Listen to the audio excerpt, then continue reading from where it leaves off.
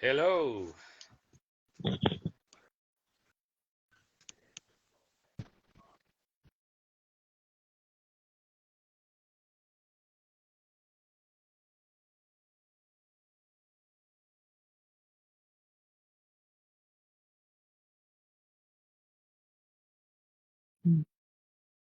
Hey man, Hey, sir, can you hear me?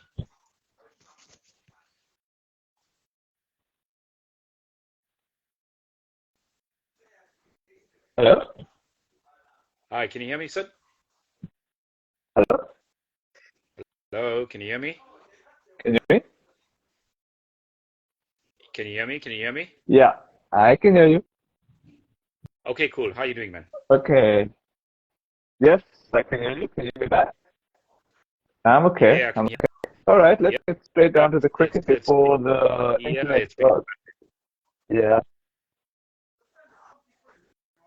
yeah. Okay. What's your quick thoughts on Australia winning the World Cup, man? It was really unexpected. All the hype was in India, and then somehow I don't know what the groundsman was smoking with such a weird pitch, man. I really didn't understand it.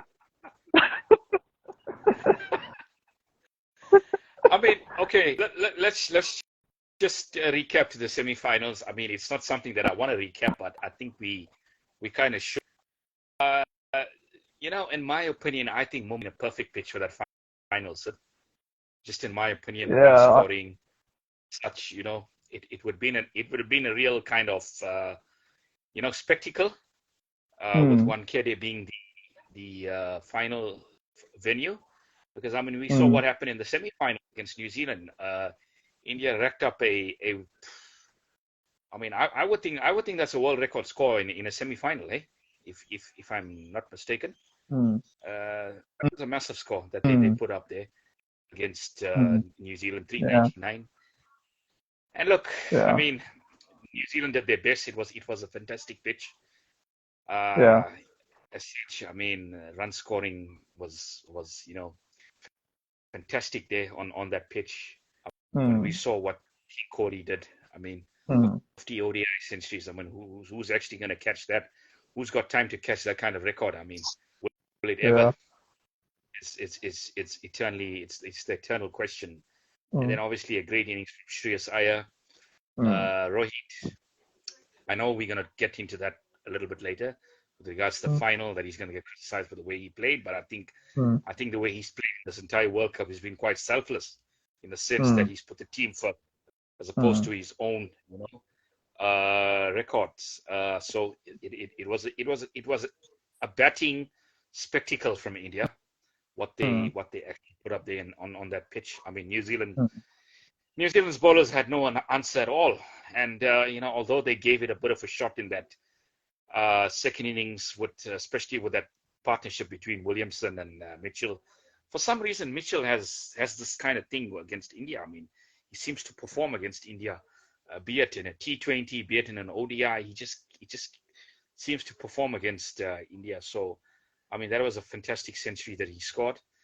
But I mean, it was one too many. I probably think it was 50 runs too many that they conceded, Hmm.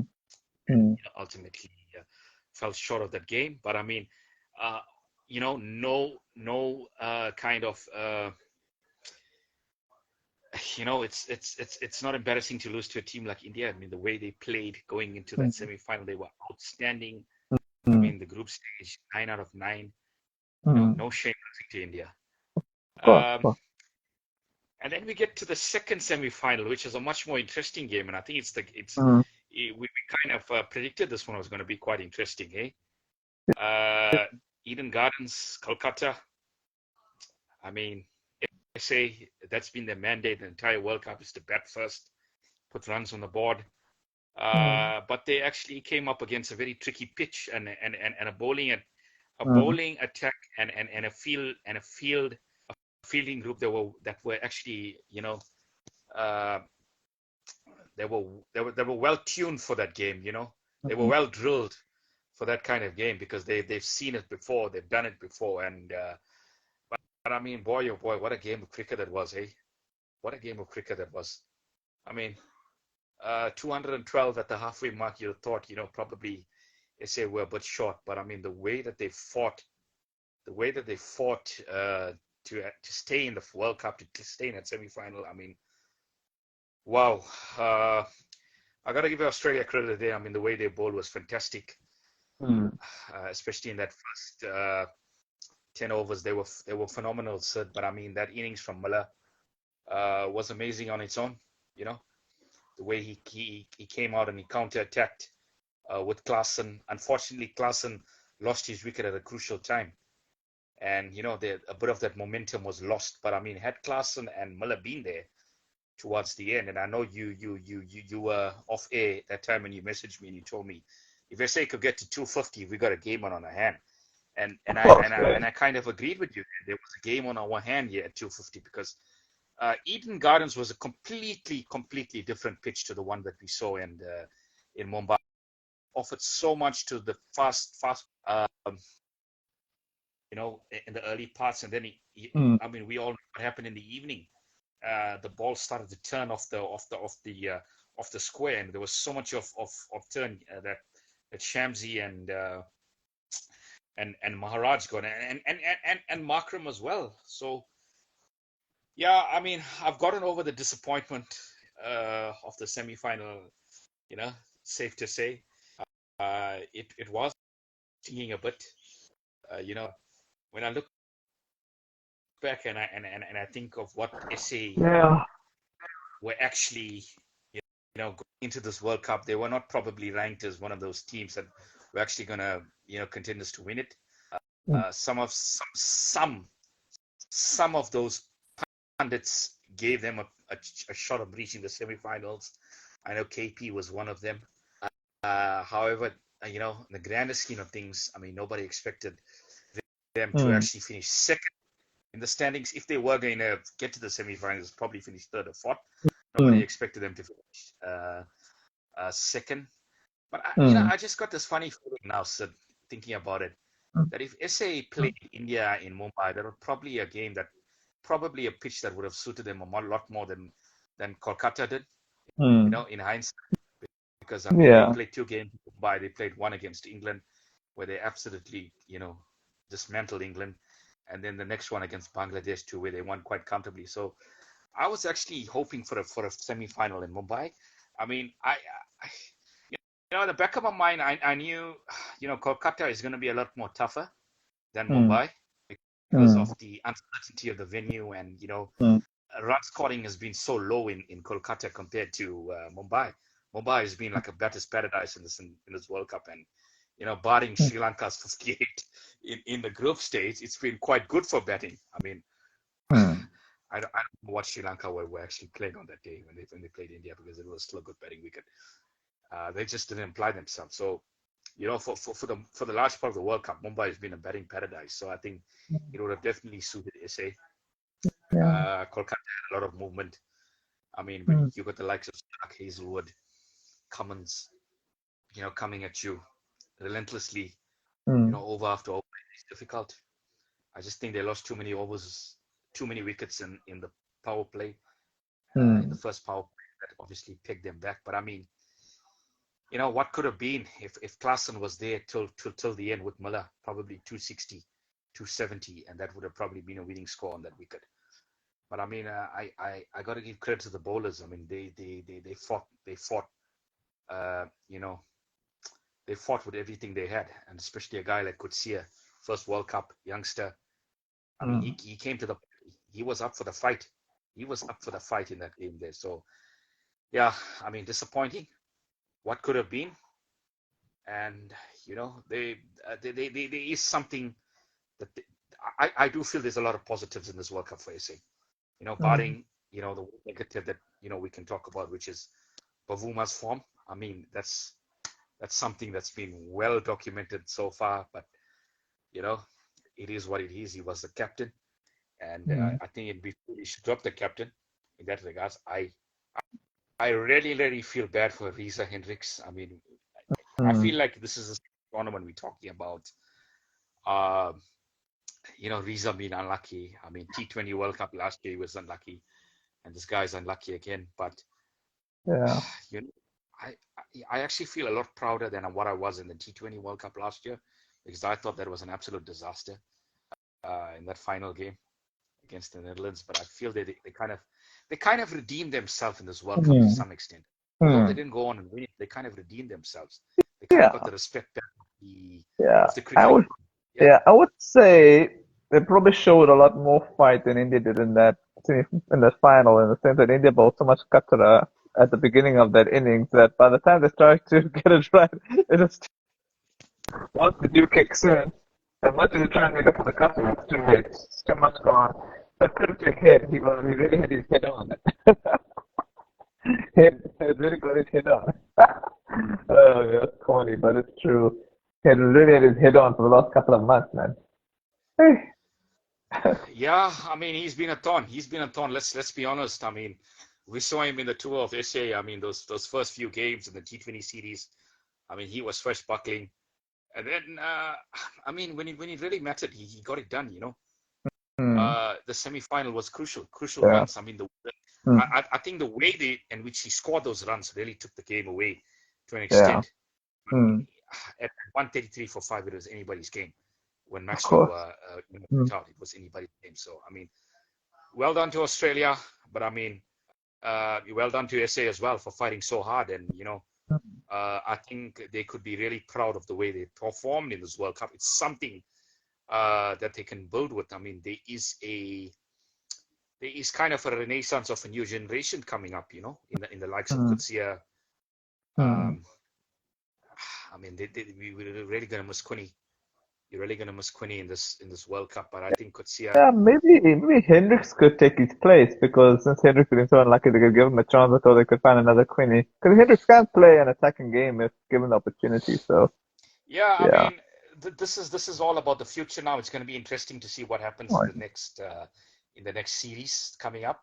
That's going to be a very interesting series, which we mm, can have for another discussion. of course. Yeah, tell me something. Yeah. So what were your quick thoughts on Australia winning the World Cup? Because I was very upset. In fact, I was so upset about the result that I've become kind of disillusioned with India when it comes to bilateral. I mean, I would take India being 50% bilateral win ratio if it meant that they just win World Cup. Seriously. I don't find the point of all these bilaterals, man. It's like, don't get me wrong, I don't mind India winning, but I would prefer they winning World Cups than just being bilateral kings. That's just how I feel about it, but that's just how it is. Yeah, it kind of reminds me of the South African teams of the past, of the 90s and early 2000 bilateral kings.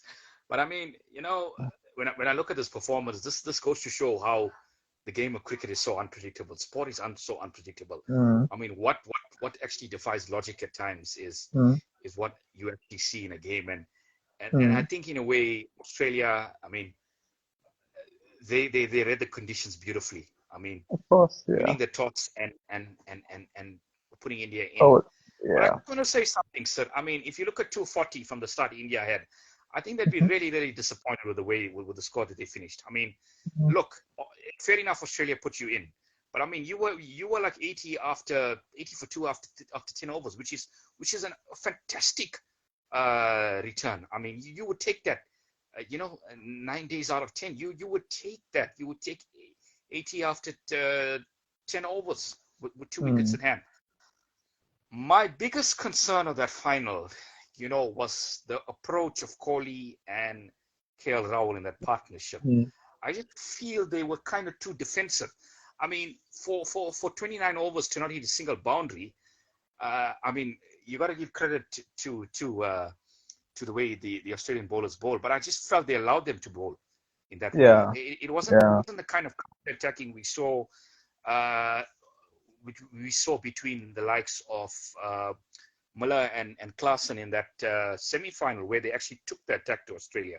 And I think that's what they needed to do. They needed to take the attack to Australia, put the pressure back on them, apply the pressure. Because, I mean, with that kind of run rate going along, all the Australia had to do was just keep on getting wickets. And, by the time they got Kohli, I mean, we can all say he scored a 50, but I mean, in a way, it kind of harmed India's chances in the way that he batted. I mean, Mm, the run rate wasn't according to what it was supposed to be. I feel India mm, just waited too long in that game to actually go out and play the way they wanted to play. I mean, they've been so ruthless in this entire mm, World Cup. I mean, winning 10 on the bounce. I mean, How much more clinical can you get in a World Cup? And then obviously come to the final hurdle. This is what you get dished out. But mind you, the pitch was not easy. It didn't get easy after the first initial power play. And this is where I think, I mean, I'm not criticizing him in any way. This is where I think Rohit Sharma's dismissal was so crucial. It was so crucial in the whole context of this game. If we saw another 10 or 15 overs of Rohit, you could say India were, well in control of this game. So, all he had to do was just kind of just read the game situation. I think game awareness is so important, and this is where Australia was so fantastic in that final. The game awareness from Cummins, rotating his bowlers around, making sure that India are not really comfortable playing one bowler. I mean, you saw he bowled Mitchell Marsh for just one over, just rotating his bowlers around. I think that was the turning factor in this game. But I mean, that dismissal from of Rohit was absolutely crucial in this game. I think they could have been a lot more aggressive, that partnership with Kohli and KL Rahul. I think they were way too defensive in a knockout game, hey. And that is what you get. I've got to say this: when you're playing Australia, you got to fight fire with fire, sir. You've got to fight fire with fire. You've got to put the pressure back on Australia, because they are one team where if they do sniff something, they can put you away. And I mean, the way they bowled in that in trying to defend 240 was quite admirable in the first 10 overs. But I mean, we saw after the initial swing was done. I mean, there wasn't much in it for the bowlers. So I mean, it was a great toss to win for Cummins. And interestingly enough, Rohit said that if he won the toss, he would have batted first. So but for an interesting kind of decision there from him. I would still say that batting second on that pitch would have been the much better option, because we saw what Travis Head did. I mean, and that was a century for the ages. That was a century for the ages. I just feel absolutely powerless. And there we go again. We talk about this generation, this golden generation of Indian cricketers, again falling short at the final hurdle. This might infuriate supporters. It might infuriate the players themselves, the coaching staff. I mean, this was the perfect. This was supposed to be the perfect ending, but it didn't end up perfect ending. I mean, home conditions, home crowd. I mean, a team that's been absolutely ruthless in this entire tournament. I mean, the closest game they had was against New Zealand. I mean, really, I mean, everything was in their favor. This was an opportunity of a lifetime for India to actually win a World Cup, and unfortunately they fell short again. And as I say, this is the unpredictability of sport. I mean, I don't think they should be crucified in any sense. I still think they had a good tournament, but I think the main goal here was to actually go out and win the tournament. And for a lot of these players, that would obviously count as a failure. Yeah, man. Yeah. Okay, I just want to do a quick. Okay. By the way, this T20 series between India and Australia, India is so far leading 3-1, man. Between me and you, I mean, I'm happy India won the series, but as I told you off air, I'm just over bilateral, man. Because as I said 1,000 times, I want India to be like World Cup kings, man. The bilaterals are killing me, man. I'm more looking forward to when India comes up to South Africa and like finally win that Test series, because they've come so close and it's just been like falling short. I would take India losing the ODIs and T20 in South Africa if maybe got the Test series. That's between me and you now. For another show, but it's fine. We can go.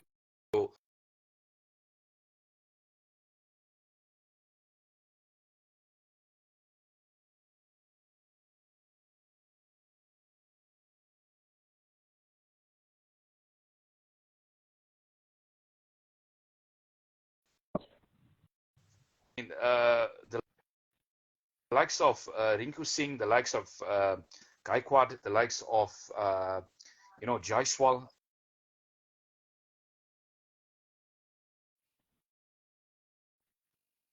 India and the series, Mm. And I think this is something that they can build going into the 2024 World Cup, because I do feel that they are one of the favorites for the World Cup, as they've been for quite a few ICC tournaments, recently. So, I mean, there's so much of talent in Indian cricket. I mean, it's ridiculous. I mean, they kind of Mm. feeling a second team that is actually going out and beating, the likes of Australia. I mean, Australia is always going to be a competitive team, no matter what team they put out there. But I mean, this team, this Indian team, I mean, with Sky, there's not a lot of experience in the bowling. There's not a lot of experience in the batting, but they're actually showing, what they're made of. And I was impressed with Jitesh Sharma yesterday as well. I mean, the way he came out and the way he hit the ball so cleanly. I just think he's got to tailor his game for the situation at times. I think he doesn't need to go that hard too early. He's got all the shots, Mm. and if he just works on his game, um, he will definitely be in that in Indian lineup for a very long time. But I mean, Jaiswal is the one that really captures me. The way he comes out and the way he approaches the innings. Gaikwad, I mean, he's so classy. He looks so classy Mm. for a player. It seems like he's been around for ages, because we've seen him in IPL Mm. for quite some time now. So I mean, he's a talent. So there's a lot of positives that India can take from the series so far. They've been the better side, and they Mm. deserve to actually win the series. But how much of consolation is this for Indian supporters that are still recovering from that final heartbreak? I would say it is something in a sense that it's something in the right direction. But I mean, interesting times to come, eh? In a week's time, the eagerly awaited tour to SA. Yeah, I was thinking it starts on the 10th on Sunday. If you want, we can have the chat on Saturday, unless you want to still do it today. Uh, no, I think we can have the chat today. Just a quite quick Yeah, review of the yeah, series and yeah, stuff, yeah, yeah. Yeah, they because I start off might be with a bit the busy next week. Yeah, T20.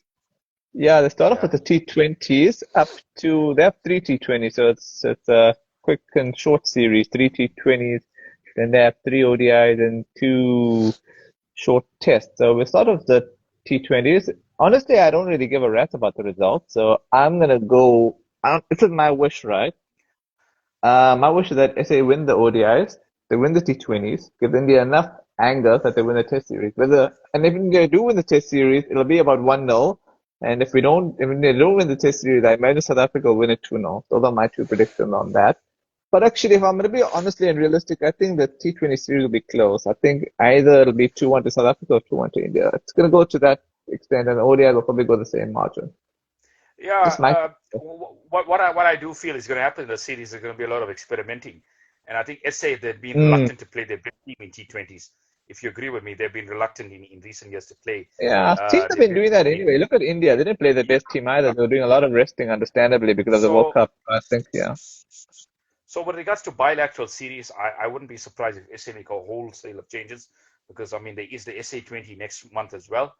Hmm. So they want to obviously have a review of players. So, I mean, you're going to get some youngsters again coming into the side. I mean, like youngsters that we know quite familiar with, the likes of Brevis and Stubbs.